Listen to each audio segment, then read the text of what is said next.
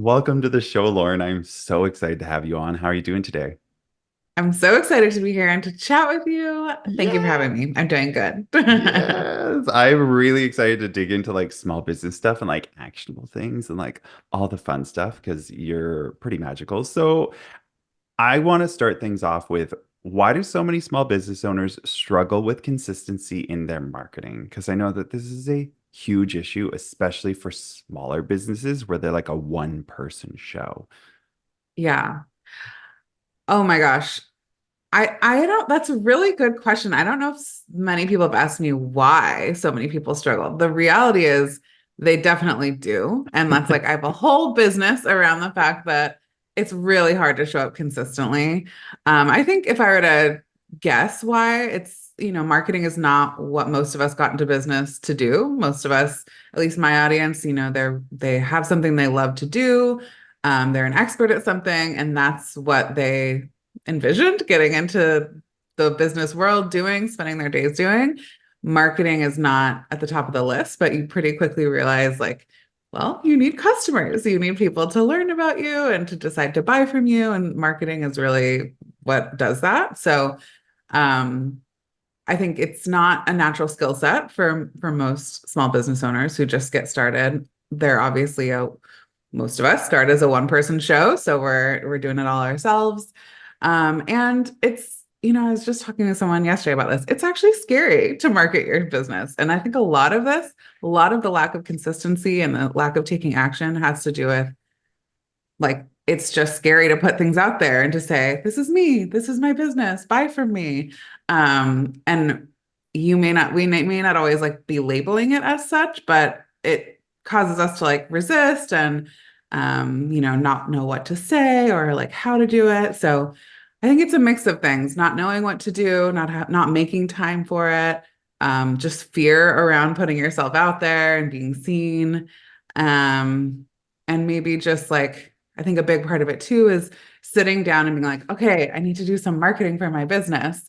But that's like really not clear. So I like to teach people how to sit down and have already made yourself a plan so that when you sit down to market your business, that means, okay, this week I'm doing one piece of this type of content, sending an email, posting here 2 times, and like you've really made a plan for yourself. So you're sitting down to just kind of follow directions. But yeah, that would be kind of my assortment of reasons, guess why it's so hard. But I think the point is it is hard. And so for anyone listening who struggles with consistency, you're in really, really good company.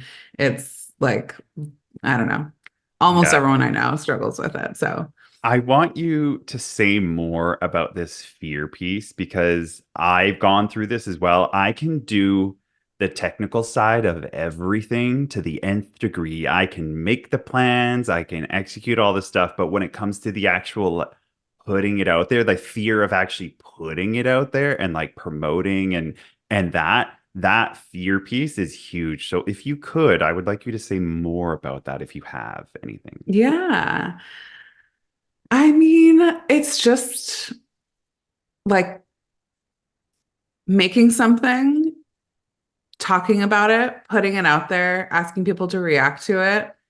It's super vulnerable. And I think it's something we don't really talk about very often, but especially if your audience, and actually, especially if your audience is people who know you in real life, I found it's often easier to show up, start a new account somewhere, no one's following you that knows you, and you can just kind of like do stuff. And that's actually what I did with my first business.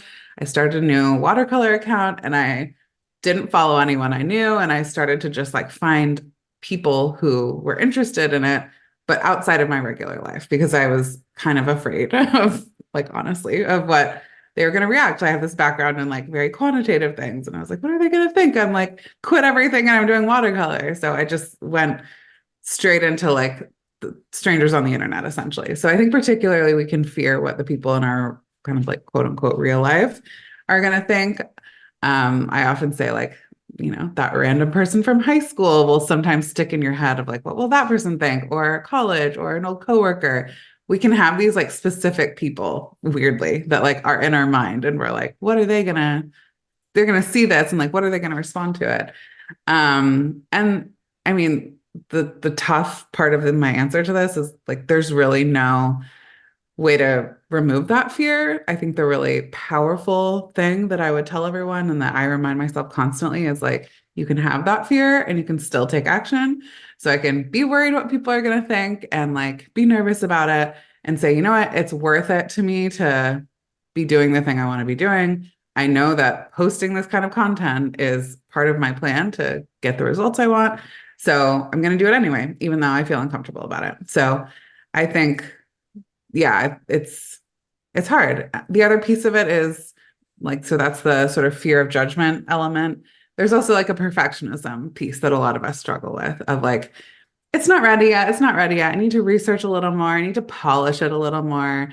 I need to like feel like it's ready. And when I feel like it's ready, then I'll publish it. Then I'll show up. It's never gonna be ready. It's never going to be ready. I know. If you're listening to the audio version, Calan was reacting, and I feel that you might have some perfectionism tendencies from the facial expressions you were making. 100%. Same. Yeah.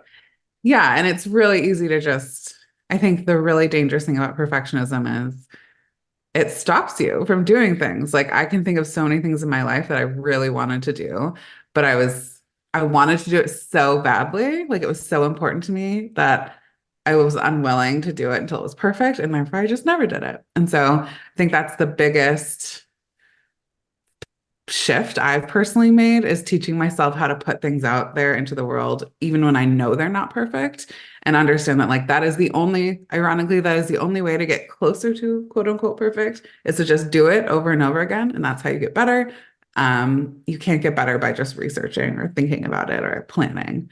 No. My partner recently, I sent one of my email newsletters and it had a typo in like one of the first paragraphs. And she was like, that's so on brand for you that it had a typo. And I was like, a few years ago, I would have been really offended by that. But now I feel like you're saying you just take action. Like the fact that you put it out there anyway means like you're moving and you're doing things and like you're not sweating the small stuff. And so, yeah, being willing to make mistakes and to show up and just put it out there like 80% is really powerful. I 1000 million% agree because Yay. I'm a recovering perfectionist. And for me, it was a protection thing. It was me protecting myself because I couldn't handle if somebody were to say something to me because I hadn't experienced enough of that, like exposure therapy to that. So it was like, because I wouldn't do it, I wouldn't get the exposure to it, then I would build the fear around it, then I still wouldn't take action. And it was this kind of like self-fulfilling prophecy cycle. And it Hmm. wasn't until I learned and heard the saying where perfection is the killer of all progress that really hit me that I was like, oh shit. Because I was this person who I'd work on things so much and like perfect them and then just never put them out there, or like it would just take months to do this one thing and then I wouldn't get anywhere and I put it out there and like it still wouldn't be anything big because like let's face it, I don't have like a massive audience, so it's not like I'm scared of Hmm. millions of people getting back to me about that one thing. And so these kind of imaginary fears we have in our head of that person, maybe we think about being like, how dare you, or who do you think you are to be doing all this kind of stuff? When I figured out that whole like 80% good is good enough, done is better than perfect, really changed my business and how I move forward in the world. And I've gotten so much more done and learned so much more through doing that that I Hmm. can 100% attest to, like, if you're trying to be a perfectionist, it is going to kill your business and you will not move forward. Get to 80% and then put it out there. It's going to need to be improved. That's the whole point of it. And I think all of Yeah. this kind of runs into the next question I was going to ask, which was why so many small business owners struggle with consistency in their marketing. And I think it's because we have this constant narration going on in our minds of has to be perfect, has to be this, has to be all these things that I'm making up in my head instead of letting my audience tell me what they also want it to be. Because at the end of the day, you're really truly supposed to be doing this for your audience or for your customers, not for Hmm. yourself. And so I think the perfection is when it comes, the perfection is the audience are happy and excited and giving you that feedback. That is I guess, what you could call perfect. It's not what Yeah. you think they need, it's what they're telling you they want. Yeah, that's so true. Like you can't make something for your audience unless you have their input on what they want and how they like it and how they respond to it. So letting almost everything be iterative, like putting out a good enough version, getting feedback, making it better, getting feedback, making it better, getting feedback, making it better. You can't make it better without getting the feedback, which requires you to put it out there out, 80%. So I totally, totally agree with that. And I often tell myself to the idea of like perfection is I think the killer of progress. Um, I tell myself like if I feel ready when I put it out there, I waited too long. Like if by the time I put it out there I feel ready, that means I probably polished it too much and I didn't seize the moment and I wasted time. So I really challenge myself to just like publish, publish, publish, publish. If I notice there's an error later, I can tweak it if I can. If it's an email, I probably can't, whatever. I haven't, what has impacted my business is creating content, putting things out there. What I don't think I've turned anyone away from buying from me by like they saw a typo in my email. So there's so much upside to action and so little upside to perfectionism. So Definitely. And so continuing that kind of like consistency in the market, like struggling to be consistent in marketing, what else do you think plays into that consistency kind of like faltering? mhm. Um, let's see. So one thing, I'm going to kind of come at this from the other direction. One thing that makes consistency more possible and more likely, and that has been the game changer for me is accountability. So when we start our businesses, we usually work for ourselves, by ourselves. We make deadlines for ourselves, or maybe we don't even make deadlines. We just have things on our to-do list. And no one knows if we get it done. No one knows if we met the quote unquote deadline. And I think anyone can relate who works or has worked by themselves. Like things stay on your list for a very long time because it can, and there's no repercussion in any way. So for me, accountability has been a magical sort of like gentle pressure that I apply as to myself as much as I possibly can because when I started my business, I was like missing all my own deadlines and I like could not show up and like follow through. And I have a background of like being really good at school and having like a really successful career that I like always like showed up and met deadlines for. So I was super baffled. Like, why could I do it before and now I can't? And what I realized is because I always had coworkers or bosses or, other people around me when I was working. So I recommend that people build in accountability to all of your tasks as much as you possibly can. It could be with your audience. So, for example, talking about the fact that your podcast or your blogs come out every Tuesday, like repeat that over and over again until people expect it and you feel like you really need to get it out Tuesday, or else people are, going to be waiting for it and like it reflects on you. If I say I'm doing it Tuesday and I don't, like I know that that reflects on me in some way. You can also have accountability with peers. So get a group of other small business owners, meet with them once every week or two and say, this is what I'm going to do by the next time we meet. And then you hold each other accountable. You meet again 2 weeks later or 1 week later. Um, Co-working is a really useful way to just have a kind of in the moment accountability. So get on a Zoom call or go to a coffee shop with someone for 90 minutes and say, by the end, I'm actually going to do my taxes. I'm actually going to organize my receipts, or I'm actually going to do that thing I've been procrastinating on. And then, you have to report back to them 90 minutes later, just whether you did or not. And that just like slight accountability can make all the difference. So finding ways to involve other people in your business, I think and in your deadlines in particular, is super important and really powerful. Um, we talked about perfectionism. I think finding ways to drop the perfectionism and set a lower bar for yourself. I would say another big piece here is really having a good understanding of your own bandwidth. So a lot of times we look around at what all the marketing gurus are saying we should do, and we're like, okay, I need to have a YouTube channel, I need to have a blog and a podcast, I need to post on Instagram every single day. And you have this list of things that you need to do in your marketing. And then you set yourself up to do this, you make a plan, and you don't follow through consistently because you don't actually have the time to create that kind of content. So I like to start from a point of ask yourself how much time you have every week to create marketing content and reverse engineer. Like if it takes me an hour to make a reel, that's one of my 5 hours. So I mean, now I only have 4 hours left for my email and this and that. So making sure that you're making a really realistic plan because there's nothing more discouraging and less likely to have you show up the next day consistently when you have this big to-do list and you can't get anything done and you don't feel like you made any progress. It feels so good to say this is what I'm doing this week and to actually be able to do it all. And then next week you have momentum and you want to do it again. So making a plan that a content plan in terms of how much content you're putting out there that aligns with actual time you have for marketing. Hmm.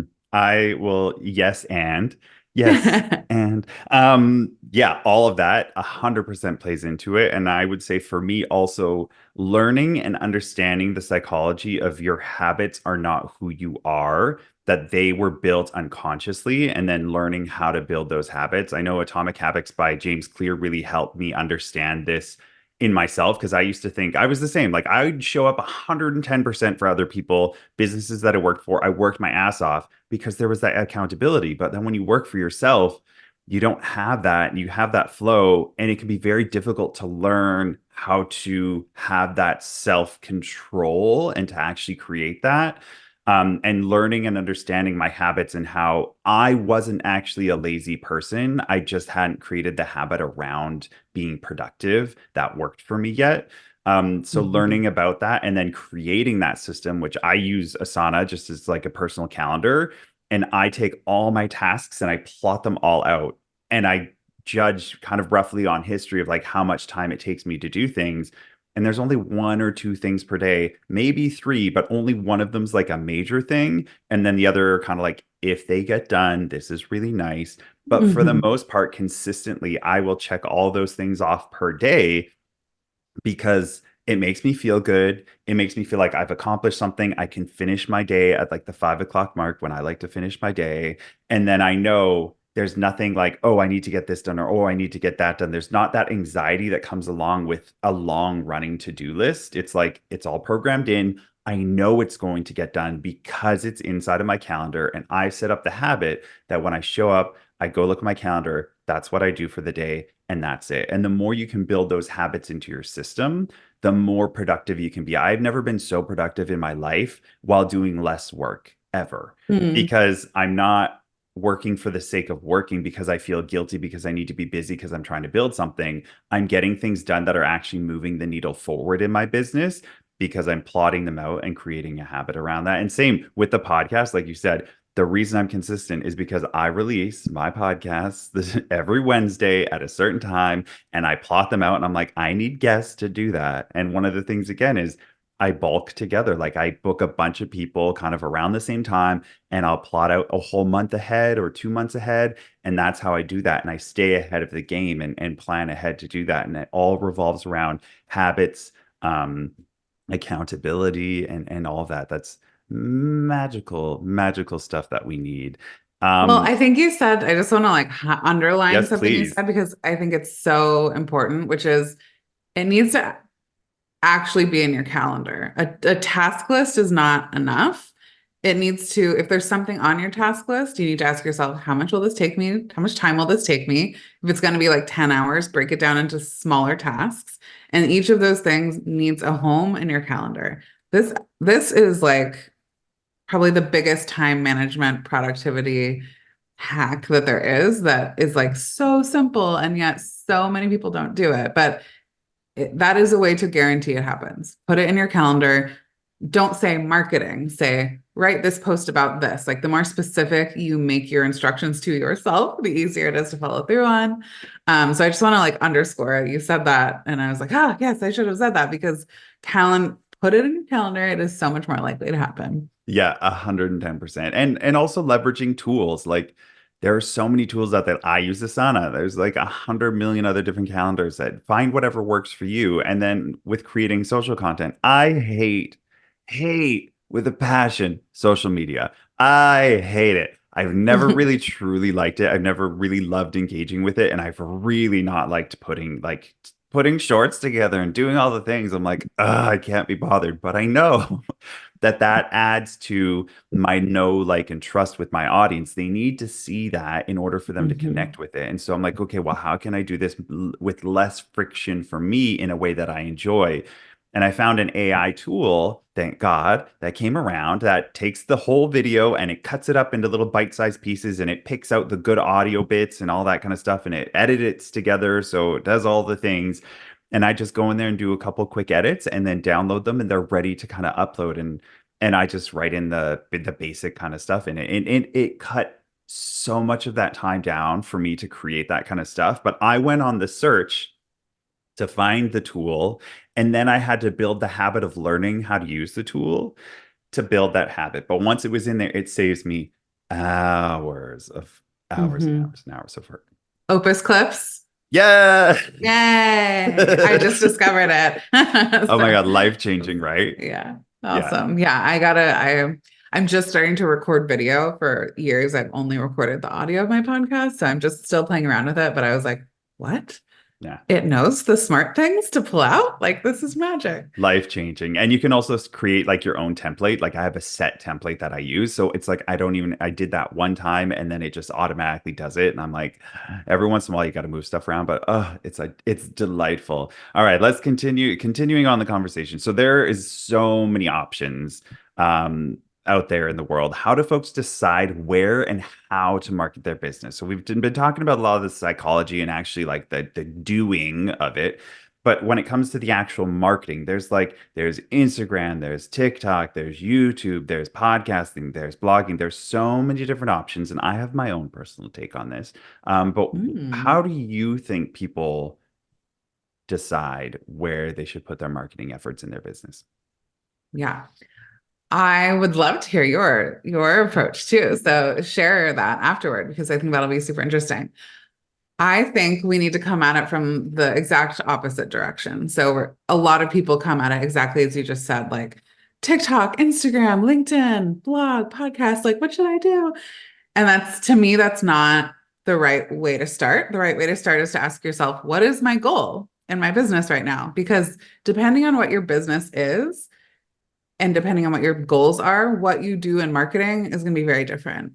If my goal is to increase my revenue by this much, um, selling like focused on this type of product sales, that's really useful to know. And that's going to dictate what I do. If my goal is to get into more retail stores, get my product into more retail stores, that's a very different type of like I'm going to be focused more on pitching and wholesale and like other activities. So our marketing activities, the things that we spend our time on, needs to match what our specific goal is.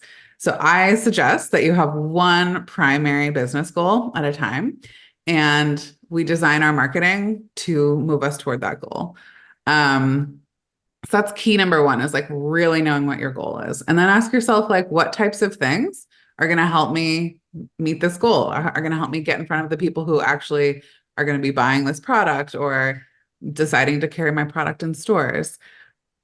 Marketers talk a lot about the customer journey and funnels and all this kind of stuff. And I think a really simple way to think about that is that marketing just has three main jobs. Your marketing should get you in front of new people who are good potential customers. Your marketing should help you build relationships with them, and your marketing should convert those people to a sale, hopefully multiple sales. So when we're looking at figuring out where to show up in our marketing, what kind of marketing activities to do, we need to make sure that we're doing each of those things. Like if your marketing plan only involves Instagram, Instagram is actually not the best at any of those three things. It's pretty good at I'd say it gets you in front of some new people, probably, hopefully. It helps you build a relationship a little bit if they're actually seeing your content, but it's not the best at converting sales. And it's not the best at either of the first two things either. So Instagram by itself is not a complete marketing strategy. Um, Getting in front of new people is things like SEO. I know you're big on that. Instagram and social media is certainly a way you can do that. Pitching, collaborations, stuff like this, podcasting with other folks. Um, Paid advertisements fall into this category too. So you really don't have to know like the foundations of marketing. You just have to ask yourself, where are my ideal customers and how can I be put in front of them? And then find ways to do that. Second is building relationships, and social media is a good place for this to an extent. Long form content like podcasting, blogging is a good way to like really establish yourself as an expert and build relationships. But really, the superhero of building relationships is email marketing. So I suggest that everyone includes email marketing into their marketing plan. I'm really not a one size all fits all marketing person. Like I don't tell people to do a specific platform with the exception of email because everyone benefits from email. And likewise with converting to a sale, email is the magician for this. So email is super important to have and prioritize in terms of your marketing plan, pretty much regardless. If you think that you have a business that email is not a good fit for, please DM me or email me or Callan too. I'm sure we both have thoughts on this.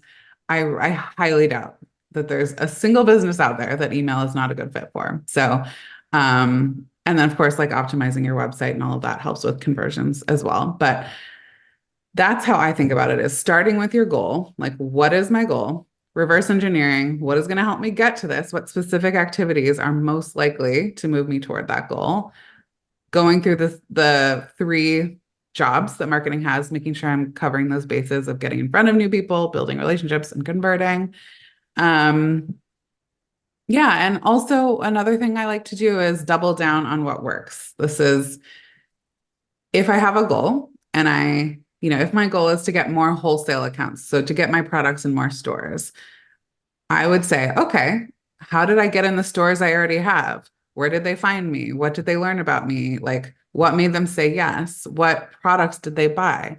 Really doubling down on what has already worked for me so that I can do more of that in the future. And this, I use wholesale as an example, but it might be e-commerce sales.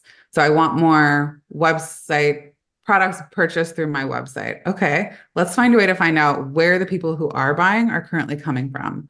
If you're spending a bunch of money on ads and they're not actually coming from ads, that is good news for you. You can either change your strategy or stop doing that and find other ways. If they all learn from you because an influencer posted your thing, okay, maybe I want to look at doing some more influencer marketing and getting my product in the hands of more of those types of people. So it's doubling down on what works is like my favorite magical marketing strategy of like, let's let's do the right things by like learning from the data we already have. Yeah. Um, so yeah, you just talked about all the things that I love. One of the key things that I heard in there is that you need to decide where you are first. And I call that like kind of what season is your business in? And that changes over time. And that's also going to inform, deciding what your angle is going to be because you're not going to go and be on a podcast if you don't have a product yet. You're not going to go, there's certain things that come first, chicken egg kind of situations where it's like, okay, Mm-hmm. first you need to do something that's going to lead to something else, and eventually it kind of goes into a circle. But say you're creating a digital product of some sort of like, a course or something like that, teaching about what you know. You're going to be in that busy season where you're not going to be promoting, you're not going to be marketing because you're going to be building, you're in your building season. Once that's done and you're ready to rock and roll, then kind of at the end of building that, that's when you start doing the reaching out and you're like, okay, well, maybe I'm going to be on a podcast or start thinking of your marketing because then you have something to point people back in the direction of. And I 100% agree on the email marketing side of things. Email Yay. yeah, so my big beliefs is that if you're going to be investing in marketing, invest in things that are going to build you assets. Don't invest in things that are going to be just throwing spaghetti at the wall and hoping for the best, which paid ads falls into that. They have their place. But I believe that if you're going to invest in types of marketing, make sure that you're building some sort of an asset for yourself whilst doing that, because you might as well. You're spending the money anyways. So for me, that looks like website and blogging because that goes into SEO. And for those who aren't super familiar with it, they are on my podcast, but if there's other listeners out there, it's basically teaching Google to come back to you and to recommend you. And you need to have a lot of content on your website so that Google knows who you are in order to do that. And the more you can do that, the more people are going to come, they're going to learn from you, you're going to build that that audience of like fresh new people that you can't really do on social media. And so that builds an asset, which is your website. And then on your website, you can also ask people to join your email list, which builds your other asset that you own. And like you already said, Lauren, Mhm. that's one of the best places to drive sales. So doing that kind of a thing. And then also something I like to throw in there is borrowing other people's audiences. So being a guest on a podcast like this, my audience is here, my audience is being exposed to you. That's, borrowing other people's audiences and helping lift up other voices is really, really important. So finding people you align with, finding people who your message aligns with or your product or service really can serve, and putting yourself out there in ways that is going to maximize your effort. Because if it's just you and you're just doing your social media and whatever, yeah, people can find you, but there's already people out there who have big audiences who, we're always looking for content as well. Like we need to create content as well, which means we need people to be our guests. We need people to do that. And if you can Mhm. position yourself well to serve an audience and to answer a question that is a pressing issue for that audience, it's going to really work and benefit you.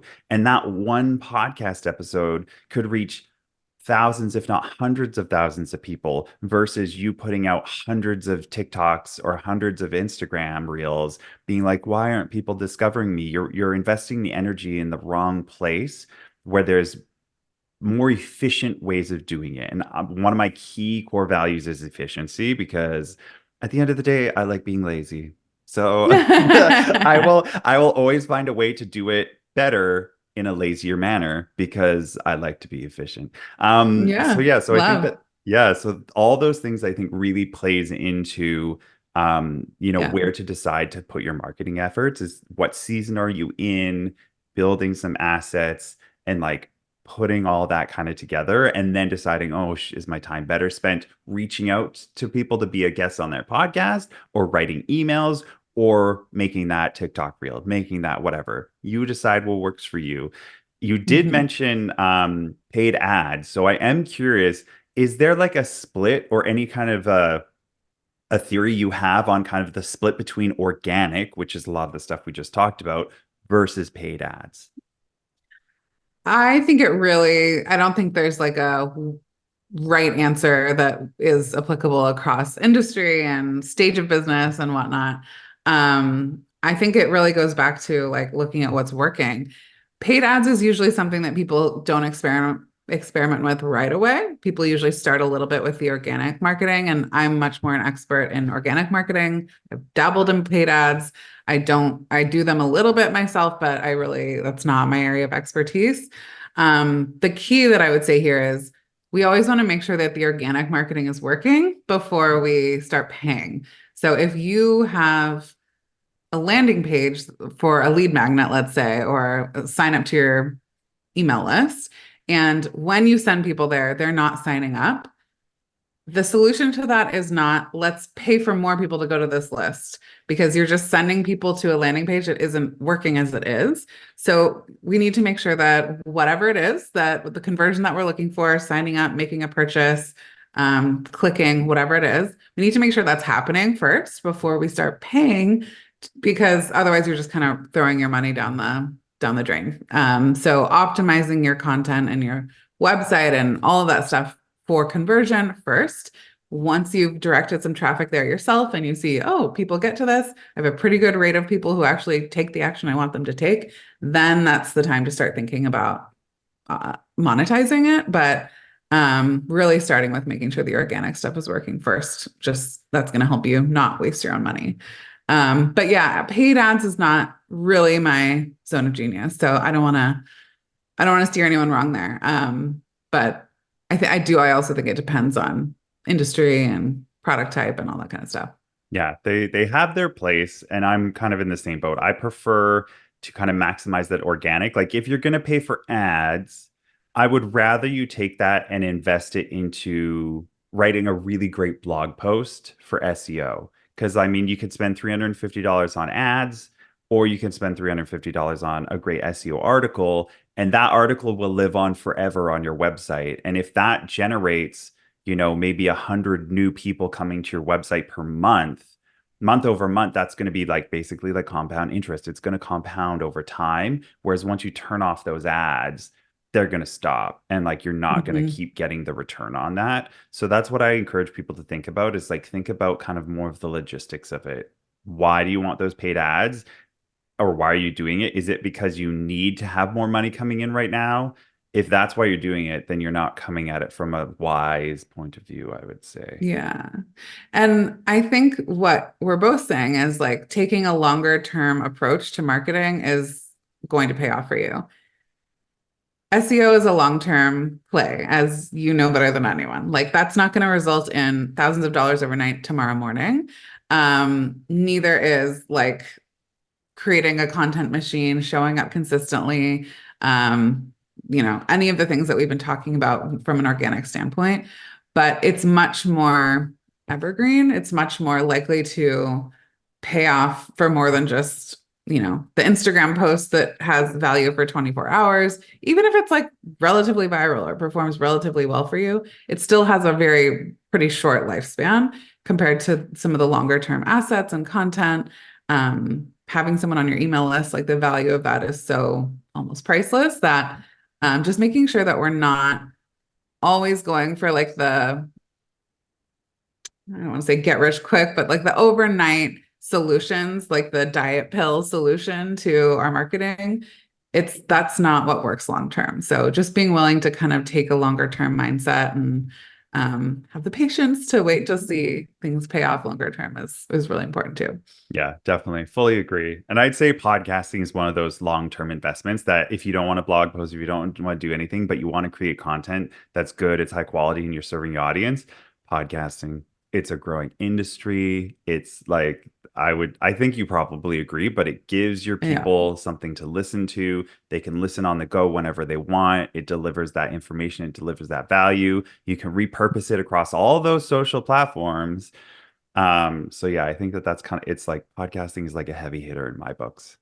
Yeah. The voice is a very personal um element too. Like written content is great, but hearing someone's voice, having them with you as you're driving or you're walking, like that is something that only podcasting delivers, that ability to like be with you literally in any moment of your day. You can't do that on YouTube if you're driving, so I think there is magic to podcasting and I've had I'm not people an expert in it, but yeah, yeah. I've had people recognize my voice and recognize me because they listened to a podcast I was on. They're like, "Are you this person?" And I'm like, "Yes." Oh Like it my was so gosh. odd. So yeah, your voice is very personal. That's amazing. I love that.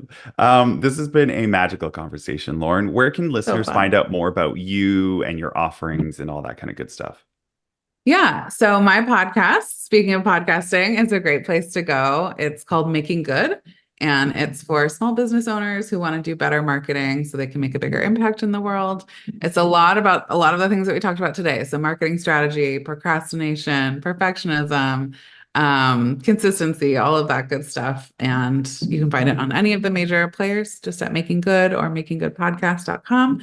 And then I know we've bashed on Instagram a little bit, but I do love me some Instagram. So I'm at Lauren Tilden.